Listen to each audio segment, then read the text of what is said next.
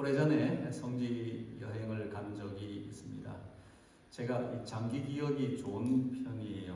그래서 시간이 지나면 옛날에 있었던 일이 더 생생하게 기억이 나는 그런 경향이 있어요. 그 성지에서 보았던 것, 또 들었던 것, 느꼈던 것, 생각하던 것, 그런 것들이 아주 생생하게 기억이 나는 편이에요.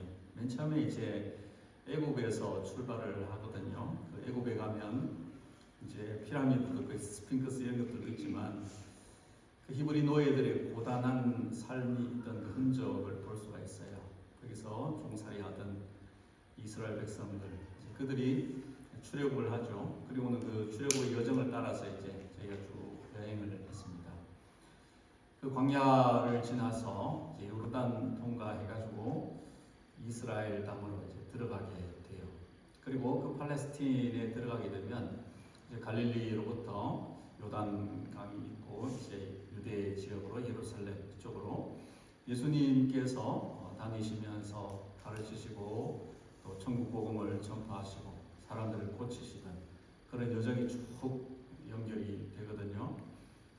저는 이제 신학을 또 공부를 했기 때문에 그 가는 곳마다 제가 배웠던 이런 지식적인 것과 이 경험이 현장에서 살아나는, 그래서 마치 제가 성경 속에 이렇게 걸어 다니는 것과 같은 이런 감동이 있었습니다.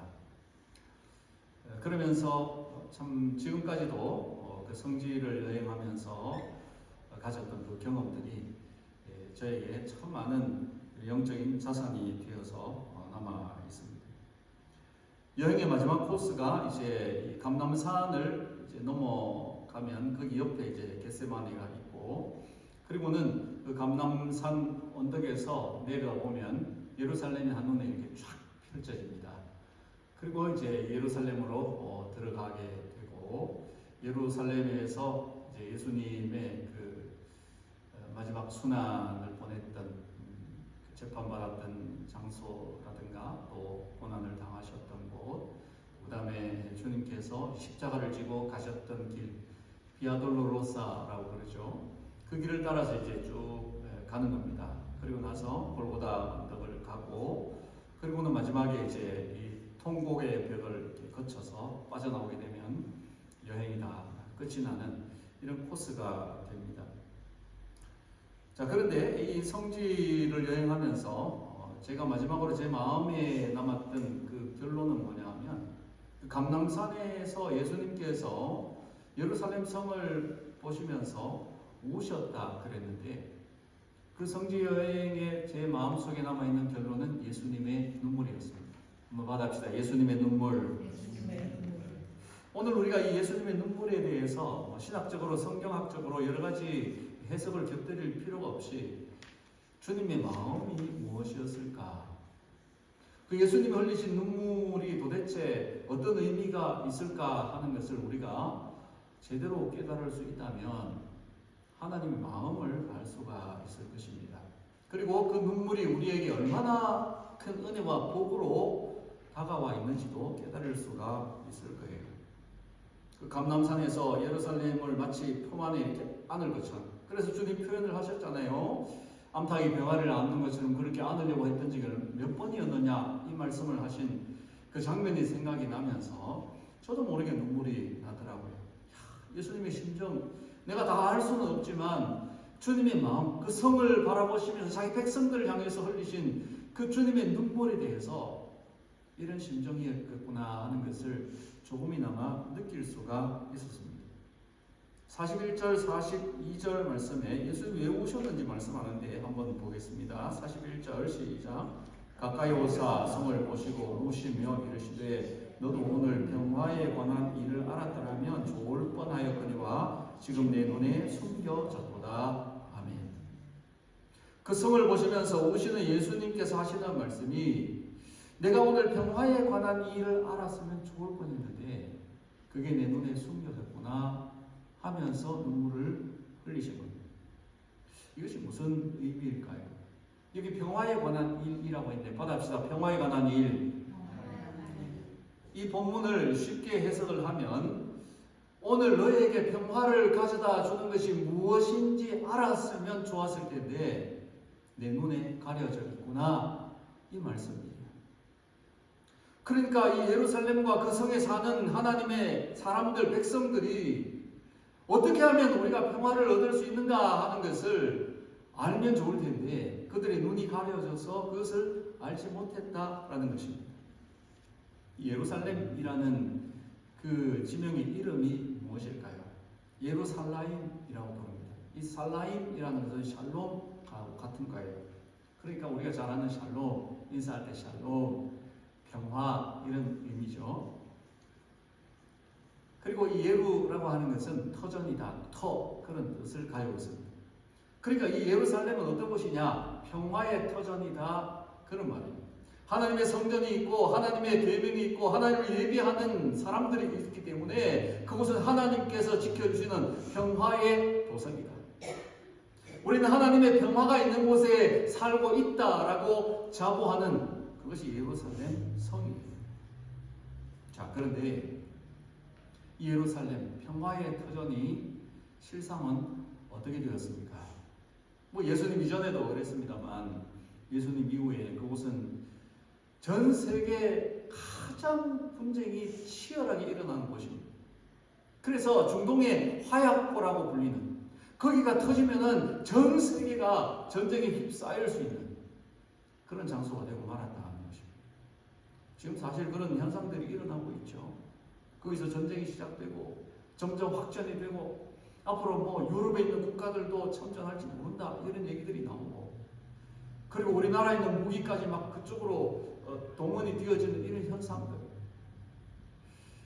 참 이것을 볼 때 주님께서 하신 그 말씀, 그 평화의 도성이 평화를 잃어버렸을 때 나타나는 현상이 얼마나 심각하고 비극적인가 하는 것을 우리는 이 역사의 사실에서 볼 수 있다고 하는 것입니다.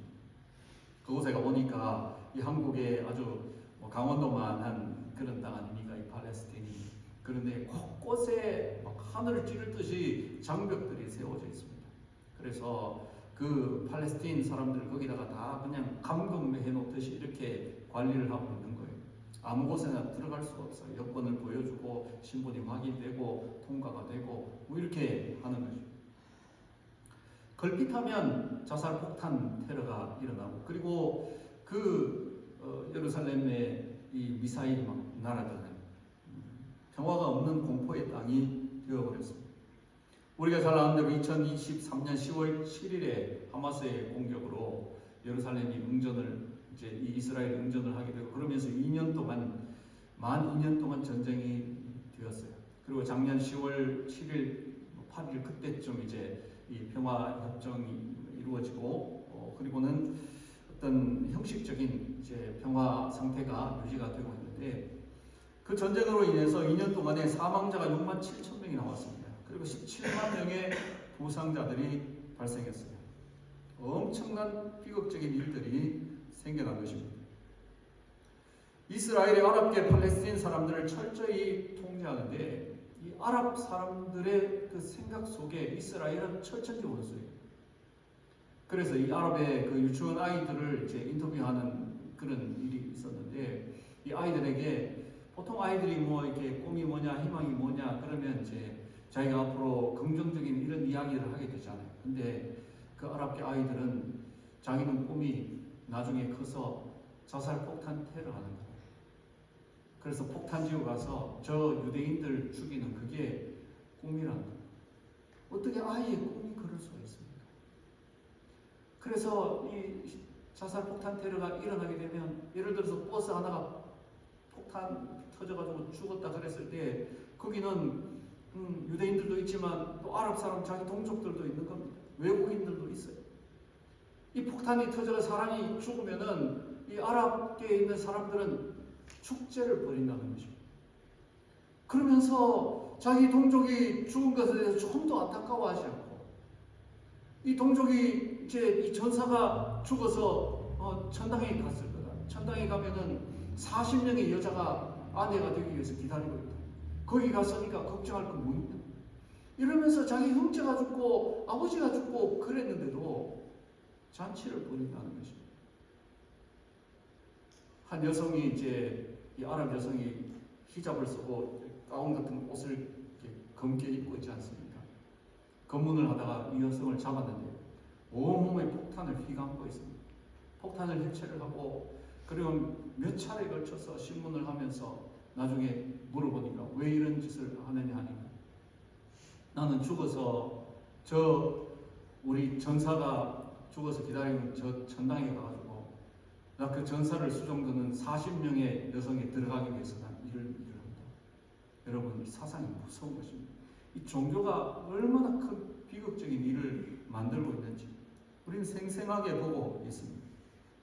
43절, 44절 한번 보십시오. 43절 시작. 날이 이를지라 내 원수들이 토둔을 쌓고 너를 둘러 사면으로 가두고 또 너와 그 가운데 있는 내 자식들을 땅에 메어치며 돌 하나도 돌 위에 남기지 아니하리니 이는 내가 보살핌 받는 날을 알지 못함을 인함이니라. 아멘. 예수님이 지금 예루살렘의 멸망의 현장을 생생하게 보고 계시는 겁니다. 그러니까 주님의 눈에서 눈물이 나지 않을 수가 없는 거예요. 이 예루살렘은 천연의 요새입니다. 뒤에는 산으로 병풍처럼 둘러서 있고 앞에는 기드론 시내가 흐르고 또 흰놈의 골짜기 같은 깊이 패인 이런 골짜기가 있어서 천연의 요새입니다. 적들이 함부로 들어오지를 못해요. 위에서 다 보고 있다가 그냥 공격을 하면은 침략을 할 수 없는 그런 구조로 되어 있습니다. 그런데 예수님께서 뭐라 말씀하시냐면 원수들이 와서 토둔을 쌓고 그리고는 그 성이 함락될 거다. AD 70년에 로마의 이 티투스 장군이 와가지고는 이 성을 갖다가 이 난공불락의 성을 어떻게 점령을 할까? 흙벽을 쌓기 시작한 거예요. 흙벽을 높이 쌓아서 그리고는 이 성보다 더 높이 쌓아가지고는 거리로 넘어 들어가서 그 성을 완전히 함락시켜버린 것입니다. 주님 말씀하신 대로 자식들을 죽이는데 이 돌바닥에다가 이 아이들을 갖다가 맺히는 거예요. 그러니까 막 해골이 터지는 소리가 팍 하고 났다고 요세푸스의 전쟁사에 보면 그런 기록들이 나와 있어요. 이 유대인들은 아주 독종이다 지긋지긋하니까 아주 그냥 뿌리를 박멸해야 된다 해서 그들이 섬기는 이 성전의 돌들을 하나하나 다 들춰내버렸다는 것입니다. 예수님 말씀하신 그대로 되었어요. 지금은 그 자리에 황금돔 사원이 세워져 있습니다. 주님께서 마태복음 24장에 가져간 것이 거룩한 곳에 그것을 보고들 난 때가 인 줄 알아라고 그렇게 말씀하셨거든요. 하나님이 예배하던 예루살렘 성전, 솔로몬이 성전을 세웠던 그곳에 무슬림들이 자기들의 사원을 세우는 것입니다. 후세인 아시죠? 후세인이 100kg의 이 금을 갖다가 헌금을 해가지고 지금도 황금돔 사원이라고 부릅니다. 황금빛처럼 번쩍번쩍하는 이 무슬림 사원이 거기에 서 있는 것입니다. 그렇게 거룩한 성소라고 여기고 하나님을 예배하고 거기는 하나님이 지켜주시는 곳이고 하나님이 이곳에 좌정에 계시기 때문에 그 누구도 넘볼 수 없다. 우리는 평화의 땅에 살고 있다 했던 그곳이 예수님께서 말씀하신 대로 전쟁과 테러와 수많은 사람들이 죽고 죽이는 살육의 현장이 되고 만 것입니다. 지금 주님은 그 미래를 바라보면서 오시는 그 울음 속에는 우리를 향한 눈물이 흐르고 있었다는 것을 알아야 됩니다. 황금돔 사원 서쪽에 통곡의 벽이 있습니다. 성지 여행의 마지막 코스인데 이제 일정이 이게 빡빡하다 보니까 마지막 날 이 저녁에 버스가 떠나야 될 시간이 다 되어가고 있었어요. 그래서 이제 예수님의 그 십자가 길 다 통과하고 그리고는 이제 통곡의 벽에 손 한번 짚어보는 그게 이제 마지막 코스인데 이 유대인들이 많이 몰려와서 그냥 까만 옷을 입고 벽에 쫙 늘어서 있고 또 그게 관광객들이 많고 이러니까 그렇게 할 여유가 없는 거예요. 그냥 지나서 곳을 지나오는데 제 기억 속에 남아있는 것은 그들의 울음이었습니다. 그 저녁에 석양이 지는데 그 하늘을 찌르던 높은 벽에서 사람들이 통곡을 하는 거예요. 울고 있는 거예요. 그 울음 소리.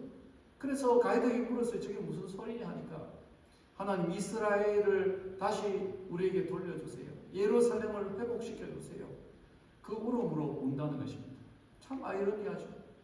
그 벽 너머에는 이제 이 회교 사원이 있고 거기서는 자신들의 신 알라에게 그들도 하나님을 알라로 그렇게 부릅니다만 이런 기도가 한 장소에서 올려지고 있다라고 하는 겁니다. 왜 평화를 잃어버렸습니까? 왜 이스라엘 백성들은 나라를 잃고 2000년 동안 전 세계를 유리하며 떠도는 이런 민족이 되고 말았습니까? 주님이 말씀하신 것처럼 너희들이 평화에 관한 일을 알지 못하고 어떻게 하면 우리가 평화를 얻을 수 있는지, 하나님의 샬롬이 어떻게 우리에게 나타날 수 있는지 그것을 너희들은 알지 못하고 있구나. 이것은 무엇을 의미합니까? 그들이 예수님을 거절했다고 하는 것입니다. 이사야 9장에 보면 평강의 왕으로 예수님이 오셨다 그랬거든요. 하나님께서 그들에게 참 평화를 주기 위하여서 하나님의 평화에 초대하기 위하여 주님을 보내셨는데 그들은 거절했습니다. 주님을 잡아서 죽였습니다. 십자가에 매달았습니다.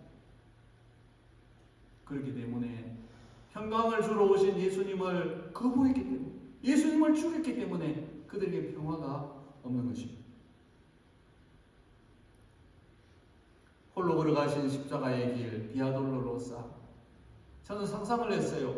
예수님이 가신 십자가의 길을 걸어가면 얼마나 은혜가 될까. 그래서 그냥 나름대로 상상을 하면서 그 참 황량하지만 그러나 집들이 있고 또 길이 있고 좁은 길이라서 좁은 길이 있을 거야. 그리고 언덕으로 올라가겠지. 그 가는 곳마다 예수님이 쓰러지시고 또 거기에 이제 십자가를 대신 지고 간 그런 사람도 있고 뭐 이런 상상을 하면서 갔는데 웬걸 그런 장면 하나도 없어요. 그냥 빽빽하게 이 상가가 형성되어 있는데 그냥 냄새가 나고 사람들의 소리가 들리고 상인들의 호객하는 소리라든가 뭐 서로 그냥 앞서가겠다고 밀치는 이런 소리들 그게 꽉 차 있는데 이 도대체 제가 생각하던 십자가의 길과는 전혀 상관이 없는 곳이었어요. 거기는 사람들의 그 아비규환, 그리고 어떻게 하면 한 푼이라도 더 벌까, 어떻게 하면 내가 한 걸음이라도 더 앞으로 나갈 수 있을까, 뭐 이런 소리들만 가득 차 있었다고 하는 것입니다. 예수님이 흘리신 눈물은 주님을 위한 것이 아니었습니다. 내가 저 십자가를 지면 얼마나 고통스러울까, 저 십자가를 감당할 수 있을까. 그래서 주님이 비통해서 오는 그런 눈물이 아니었어요. 예수님의 눈물은 그 백성들, 하나님을 떠난 그 백성들을 위한 눈물이었다고 하는 것입니다. 하나님의 도성에 살고 있지만 하나님을 의지하지 않는, 하나님의 성전이 있다고 자랑하고 율법을 가지고 있다고 자부하고 있지만 정말로 하나님 기뻐하시는 예배자들이 되지 못하고 있는 이 백성들을 향해서. 그렇다면 우리는 예배일까요? 어쩌면 주님께서는 먼 미래에 이 시대의 교회를 보면서, 성도를 보면서, 우리들을 보시면서 안타까운 마음으로 울고 계셨을지 모릅니다. 사람들은 그곳에 눈물 교회를 세웠어요. 눈물을 형상화해서 만드는 그런 교회가 있더라고요. 성경에 보면 예수님께서 오시는 장면이 3번 정도 나옵니다. 저는 생각을 했어요. 예수님이 3번만 오셨을까? 그렇지 않았을 거예요. 예수님은 어쩌면 남모른 눈물을 많이 흘리셨을 거예요. 아니, 예수님이 가시는 걸음은 눈물로 점철되어 있는 그런 행적이었을 거예요. 하나님의 마음을 가지고 이 땅에 오신 주님께서 인생들을 보실 때 불쌍히 여기셔서 우는 그 마음, 아버지가 자식을 위해서, 부모가 자녀를 위해서 흘릴 수밖에 없는 그 눈물을 주님은 흘리셨을 것이다. 나사로의 무덤 앞에서 예수님은 우셨잖아요. 죽음 앞에 맥없이 쓰러지는 인생의 모습 때문에 예수님은 우시는 거예요. 십자가는 흔히 피와 땀과 물이 얼룩져 있다, 그렇게 말하는데 한 가지가 빠졌어요. 예수님의 눈물이 빠진 것입니다. 주님께서 십자가에서 분명히 눈물을 흘리셨을 거예요. 마태복음 23장 37절 말씀 같이 보겠습니다. 시작. 예루살렘아 예루살렘아 선지자들을 죽이고 내게 파송된 자들을 돌로 치는 자여, 암탉이 그 새끼를 날개 아래에 모음같이 내가 네 자녀를 모으려 한 일이 몇 번이더냐. 그러나 너희가 원하지 아니하였도다. 아멘. 떠나간 자식을 어떻게 하겠어요?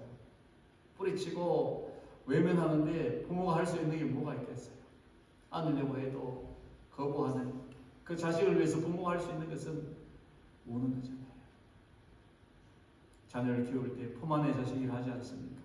그 자식이 장성해서 이제는 지주관이 생기고 자기 고집이 생기고 자기 하고 싶은 대로 하고 그러할 때 뭐 이런저런 인생을 살아가는 방식이야 그렇다 치더라도 내가 믿는 하나님, 내가 물려받은 이 신앙, 내가 만난 예수님, 내 속에 있는 이 말씀, 그것을 이 자식들이 외면할 때 부모가 할 수 있는 것은 무엇입니까? 울 수밖에 없다고 하는 거죠. 저는 그 땅에서 주님의 눈물을 보았습니다. 나를 위해 흘리신 예수님의 눈물을 보았어요. 평화를 잃은 사람들, 가족을 잃은 사람들, 희망을 잃은 사람들, 그들을 위해서 주님은 지금도 울고 계십니다. 중국의 전쟁이 먼 나라 남의 이야기가 불구경이 되어서는 안 되는 이유입니다. 선교지에서 복음이 없음으로 말미암아 죽어가는 그 영혼들이 나와 상관없는 사람들이 되어서는 안 된다고 하는 것입니다. 내 사랑하는 가족이, 이웃이, 내 친구가 예수님을 알지 못하는 그 사실로 인해서 무엇이 진정으로 평화를 가져다 주는가 하는 것을 알지 못하기 때문에 멸망을 향해 가는 그들을 위해 우리는 주님의 눈물을 흘려야 한다는 것입니다.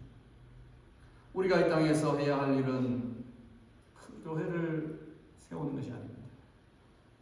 이전에 한국 교회가 또 이 미국 땅이 맛보았던 그 부흥의 시대를 되돌리는 그런 외형적인 것이 아닙니다. 주님은 우리를 향해서 십자가를 지고 하시면서 그 여인들에게 나를 위해서 울지 말고 너와 너 자녀를 위해서 울라 그렇게 하셨어요. 눈물을 흘릴 줄 아는 성도, 우리가 잃어버린 것은 어떤 경제력이 아닙니다. 어떤 실력이 아닙니다. 어떤 프로그램이 아니 열심을 내던 그때의 겉으로 드러난 이런 현상들이 아니라고 하는 것입니다. 우리가 잃어버린 것은 주님이 흘렸던 그 눈물입니다. 우리 선조들은 그렇게 울었어요. 저는 목회자의 아들로서 교회 울타리 안에 살았으니까 알잖아요. 그 순박한 사람들이 뭐가 그렇게 울 일이 많아서 교회 바닥을 그냥 눈물로 적셔놨어요. 예배 끝나고 나면 여기저기 눈물 자국이 성경 찬송이 놓여있는 것을 보면 눈물로 얼룩져서 막 그냥 그런 모습들을 너무 많이 보았어요. 저희 부모님들도 그렇게 많이 오셨어요. 그런데 참 신기하죠. 정말 힘든 상황이고 참 자녀들을 위해서 뭘 해줄 수도 없는, 그리고 몸에는 막 병이 들어있고 어려운 그런 상황 속에서도 한 번도 우리를 향해서 울거나 힘들다거나 내가 왜 이런지 모르겠다 이런 말을 하는 것을 본 적이 없어요. 그러나 재단에서는 다 오시는 거예요. 그래서 저는 누가 죽었나 그런 생각이 들죠. 아주 그냥 눈물 콧물이 범벅이 되어서 나오시는 그런 모습들을 많이 봤어요. 그렇게 울었기 때문에 그 가난 속에서, 배고픔 속에서, 힘들고 고난을 통과하는 시간들 속에서 우리 신앙의 선조들이 그렇게 울었기 때문에 산에서 울고 교회에서 울고 집에서 울고 하나님 앞에서 울었기 때문에 우리가 세상을 향해서 울지 않고 살아갈 수 있는 이런 복을 누리는 것입니다. 당당한 대한민국이 어떻게 이루어진 것입니까? 이 미국 땅이 어떻게 세계를 천하를 향해서 호령하는 이런 나라가 될 수 있습니까? 그 청교도들이 하나님 앞에서 울었기 때문에 우리가 하나님 앞에서 울지 않으면 세상을 향해서 울 수밖에 없습니다. 너와 네 자녀를 울라 하는 이 주님의 말씀을 무시하고 외면하고 살아가게 되면 우리 자녀들은 세상에서 울면서 살아갈 수밖에 없을 것입니다. 우리가 잃어버린 것은 부흥이 아닙니다. 눈물입니다. 하나님 앞에서 울음을 울지 않는 그것이 이 시대 교회와 성도의 비극인 것입니다. 바울은 복음 때문에 울었습니다. 빌립보 3장 18절에 같이 봅시다. 시작. 내가 여러 번 너희에게 말하였거니와 이제도 눈물을 흘리며 말하노니 여러 사람들이 그리스도의 십자가의 원수로 행하느니라. 아멘. 시대를 보면서 울었다는 것입니다. 하나님을 향해서 등을 돌리고 있는 그 사람들을 보면서 바울은 울면서 사역했다는 것입니다. 에베소 교회 장로들을 향해서 내가 모든 겸손과 눈물로 너희를 섬긴 것을 기억해 달라고 부탁을 했습니다. 하나님 앞에서 내 가족과 이 시대 앞에 내게 주어진 사명이 있다면 그것은 우는 것입니다. 가족들을 위해서 울어야 합니다. 울 일이 없습니까? 살아가면서 울 일이 점점 더 많아지는 것을 느끼지 않습니까? 자녀들을 위해서 울 수 있는 그런 부모가 되어야 합니다. 교회를 위해서 울고 대한민국과 우리 민족을 위해서 울고 이 미국 땅을 위해서 세계에 고통받는 이 전쟁의 포화 속에 그 사람들을 위해서 우리는 울어야 합니다. 열방을 위해서 울어야 합니다. 예수님이 흘렸던 눈물을 우리도 흘려야 하는 것입니다. 우리가 이 세상을 살아갈 수 있는 것은 내 힘이 아닙니다. 내가 가진 것이 아닙니다. 내 소유와 능력이 아닙니다. 하나님의 은혜가 없으면 우리는 살아갈 수가 없어요. 그래서 예수님께서는 애통하는 자를 복이 있다. 받아봅시다. 애통하는 자는 복이 있나니 저희가 위로를 받을 것입니다. 하나님의 위로가 나타나야 하는 것입니다. 하나님이 우리를 긍휼히 여기셔야지 우리가 살아갈 수 있는 것입니다. 이것을 잃어버리면 다 잃어버립니다. 다윗의 생애는 눈물로 점철되었습니다. 그는 쫓겨다니면서 울고 배반을 당해서 울고 굴욕을 당해서 울고 자식들을 잃고 울고 범죄해서 울고 두려워서 울고 외로워서 울고 힘들어서 울었습니다. 다윗을 연구해보면 다윗의 시들을 보면 눈물을 빼고는 다윗을 논할 수가 없어요. 그는 시편 56편에 나의 눈물을 주의 병에 담으소서라고 노래했습니다. 얼마나 많은 눈물을 흘렸습니다. 그리고 그에게 있어서 자신에게 가치 있는 것이 있다면 무엇일까 생각을 해보니까 주님 앞에 내가 드릴 수 있는 것이 있다면 무엇일까? 내가 용기를 내서 골리앗을 물리친 그런 능력도 아니고 내가 많은 대적들을 무찌른 그런 용맹도 아니고 내가 잘나고 똑똑해서 왕이 될 수 있는 자질이 있는 그런 것도 아니고 내가 약하기 때문에 하나님 앞에 울 수밖에 없는 나의 모습 그 눈물을 하나님 기억해 달라고. 내 힘으로 안 됩니다. 내 능력으로 살아갈 수가 없습니다. 내 눈물을 주의 병에 담으소서. 인생을 입으신 주님은 눈물로 십자가의 길을 걸어가셨습니다. 그리고 우리에게 어떻게 십자가를 이길 수 있는가, 어떻게 승리할 수 있는가 하는 것을 가르쳐 주셨는데 그것이 눈물입니다. 여러분 억울하면 울어야 됩니다. 속상하면 울어야 돼요. 잘 안 되면 울어야 돼요. 우리 부모님들은 옛날에 어른들은 남자는 울면 안 돼. 3번 그냥 몰래 우는 거야. 그렇게 하는데 알고 보니까 이게 막 쌓여가지고 안 울려고 이를 악물고 그랬던 것들이 결국 병이 되더라고요. 울어야 돼요. 우는데 어디서 울어야 되느냐? 사람 앞에서 울지 말고 환경 앞에서 울지 말고 절망하면서 울지 말고 하나님 앞에서 울지 않는 것입니다. 그래서 이 시대를 놓고 우리 자녀 손들을 위하여서 교회를 생각하면서 선교지에 하나님이 이루어가실 그 일들을 바라보면서 그 영혼들을 위하여서 울 수 있는 삶. 눈물을 주의 병에 담아달라는 다윗은 시편 56편에서 계속해서 노래합니다. 9절 11절 보겠습니다. 9절에 11절 시작. 내가 아뢰는 날에 내 원수가 물러가리니 하나님이 나를 도우심인 줄 아나이다. 내가 하나님을 의지하며 그 말씀을 찬송하며 여호와를 의지하며 그 말씀을 찬송하리이다. 내가 하나님을 의지하였은즉 두려워 아니하리니 사람이 내게 어찌하리까. 아멘. 내 눈물을 주의 병에 담으소서 하더니 다윗이 사람이 내게 어찌하겠습니까? 원수가 물러갈 것입니다.